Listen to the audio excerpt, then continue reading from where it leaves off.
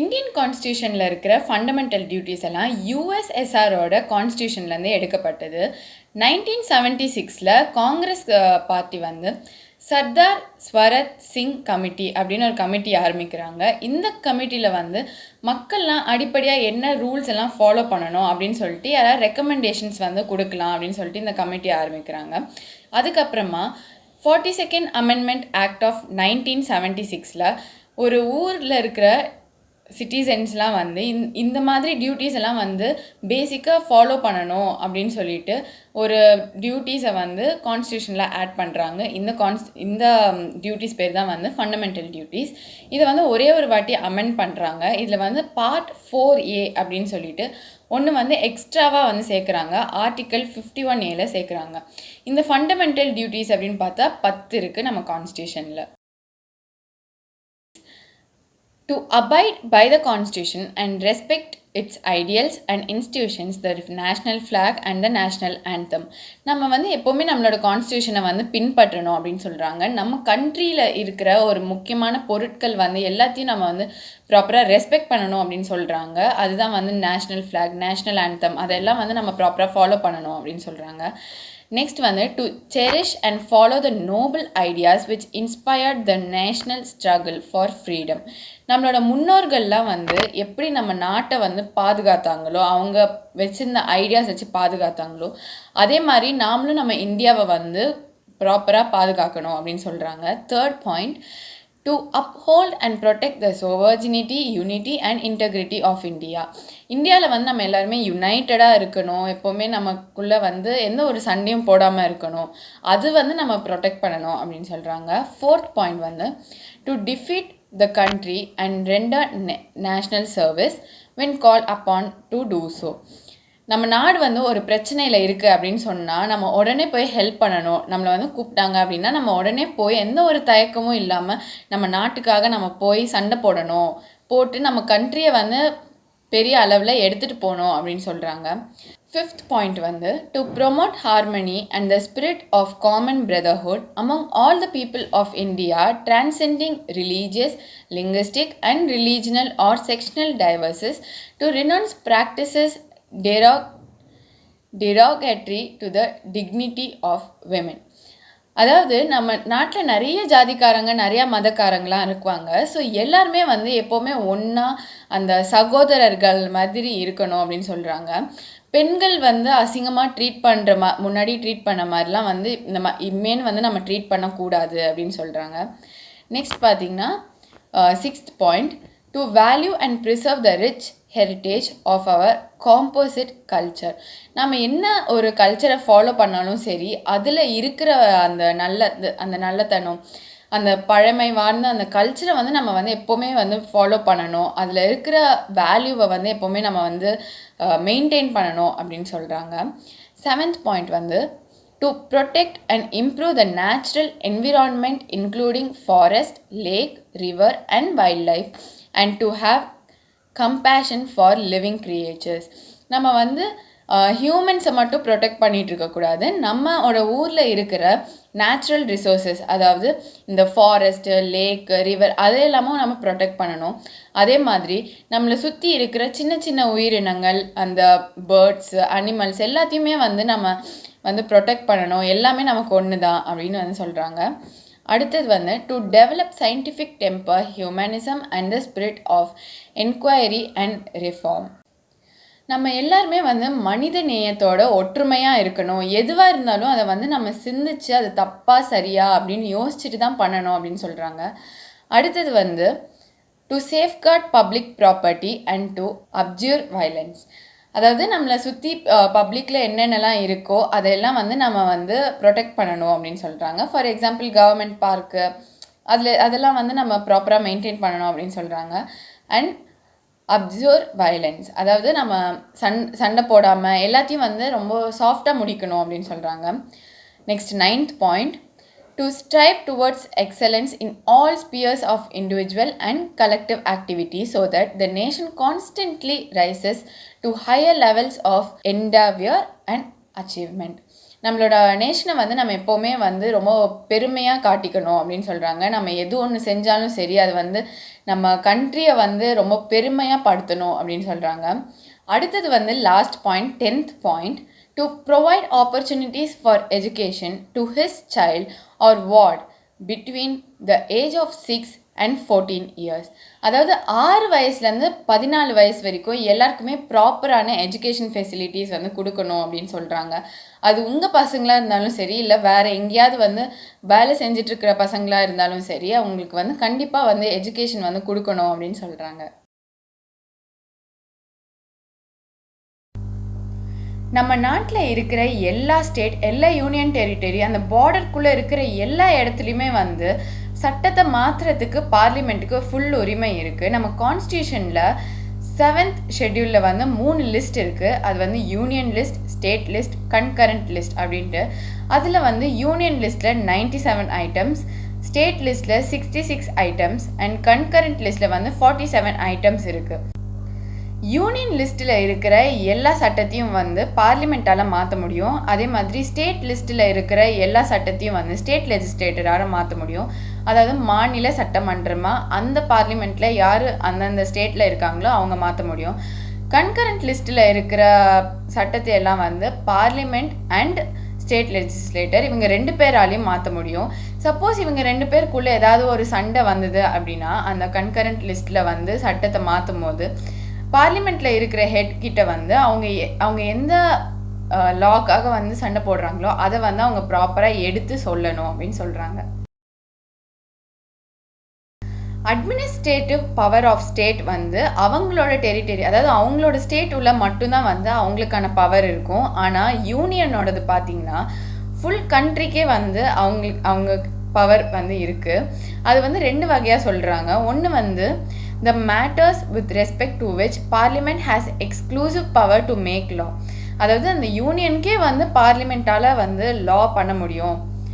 அது வந்து ஒன்று சொல்கிறாங்க, ஒரு பவர். அண்ட் நெக்ஸ்ட் வந்து the exercise of its powers conferred by any treaty or agreement. இந்த பார்லிமெண்ட்டில் இருக்கிற ஆளுங்களுக்கு வந்து பவர் வந்து கொடுத்துருக்கிறது வந்து ட்ரீட்டிலையோ அக்ரிமெண்ட்லையோ எழுதி இருக்கிறது வந்து இன்னொரு பவர் அவங்களுக்கு அப்படின்னு சொல்கிறாங்க. நம்ம கான்ஸ்டியூஷனில் பார்ட் 12ல் ஆர்டிக்கல் 268 இருந்து 293 வரைக்கும் ஃபினான்ஸ் ரிலேஷன்ஸ் பற்றி வந்து சொல்லியிருக்காங்க. அதாவது நம்ம சென்டருக்கும் ஸ்டேட்டுக்கும் இருக்கிற ரிலேஷன்ஸ்லாம் வந்து சொல்லியிருக்காங்க. இதில் வந்து நிறைய வகையான டேக்ஸ் எல்லாம் வந்து கலெக்ட் பண்ணுறாங்க. அதில் சில டேக்ஸ் வந்து ஸ்டேட்டாக சென்ட்ரலுக்கு வந்து போகும். அந்த டேக்ஸ் வந்து அப்புறமா ஸ்டேட்டுக்கும் சென்ட்ரலும் வந்து தனித்தனியாக பிரித்து எடுத்துப்பாங்க.